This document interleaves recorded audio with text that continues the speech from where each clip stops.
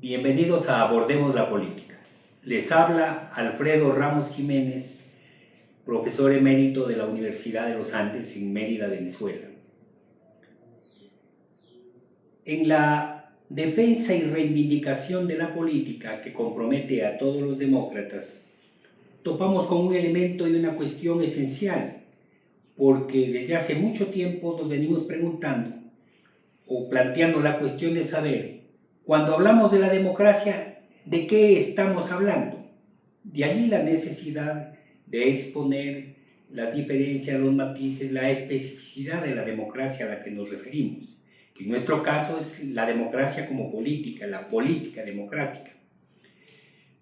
Si asumimos el estudio, la observación de los modelos que se nos han venido presentando sobre la democracia, en lo que conocemos como las democracias occidentales, no olvidemos que incluso las democracias del campo soviético también se llamaban democracias populares, pero en la distinción de las democracias occidentales tenemos que identificar primero en qué consiste ese tipo de democracia, porque la democracia puede ser abordada en dos principales formas, como un tipo de régimen político, un tipo de gobierno, o bien como una forma de vida, como la expresión que Hannah Arendt dijo, la expresión de la libertad en la convivencia humana.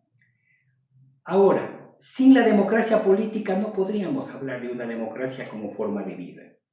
Es decir, la construcción de la democracia como una forma de vida, la construcción de la democracia social presupone el tipo de la construcción de la democracia política.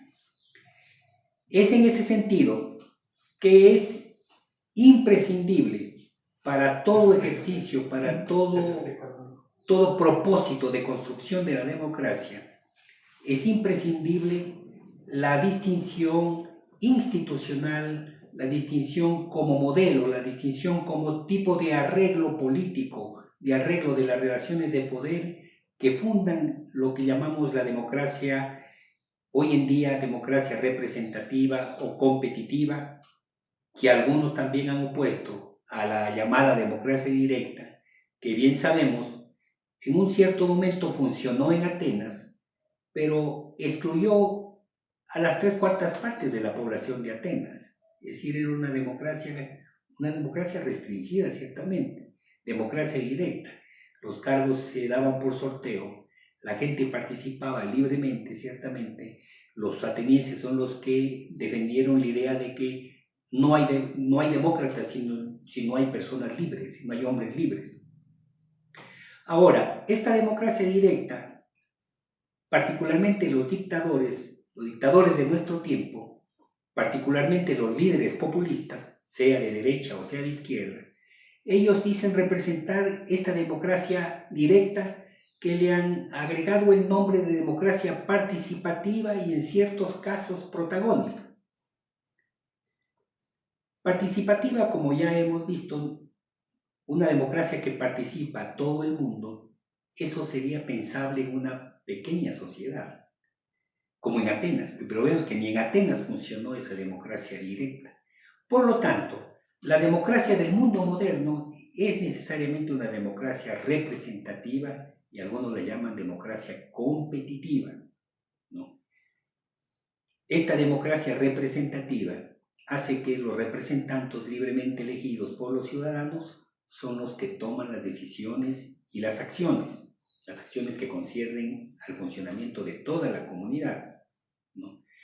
Y la democracia, en este sentido, también algunos autores, para ser mucho más específicos, particularmente en la historia, en la experiencia de América Latina, se ha hablado de democracia electoral, es decir, una democracia que presupone el ejercicio del voto de todo el pueblo, voto ampliado a todo el pueblo, no censitario como en las democracias restringidas del siglo XIX latinoamericano.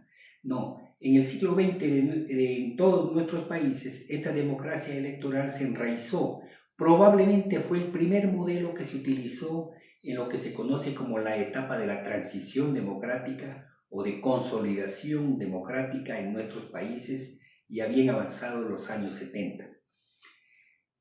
Ahora bien, esta democracia electoral no es suficiente realmente para dar vida a una democracia política.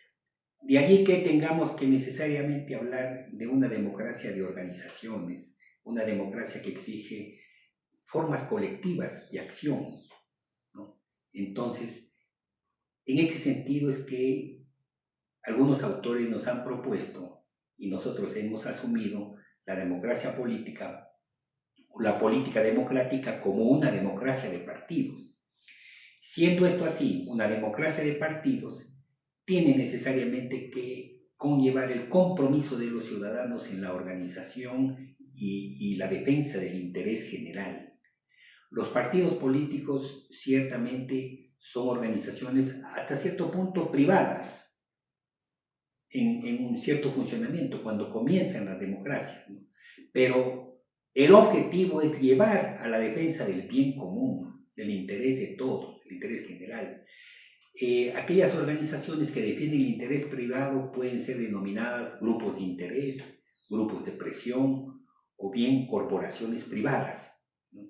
Es por eso que paradójicamente, cuando en este momento la política pasa por una etapa realmente de decadencia, Francis Fukuyama la llamó la decadencia de la política en uno de sus últimos trabajos, un trabajo muy voluminoso, ciertamente, la llamó la decadencia de la política, es decir, vivimos la decadencia, la etapa actual, la sociedad en la que estamos viviendo es necesariamente la decadencia de la política, que nosotros lo habíamos llamado, en anteriores programas lo habíamos denominado la antipolítica, el fenómeno del rechazo de la política, el fenómeno de la desafección de la política, que otros autores también lo han llamado la despolitización de los ciudadanos.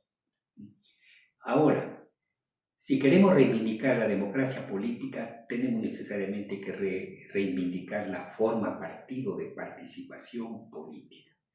Es decir, la democracia será democrática o no será.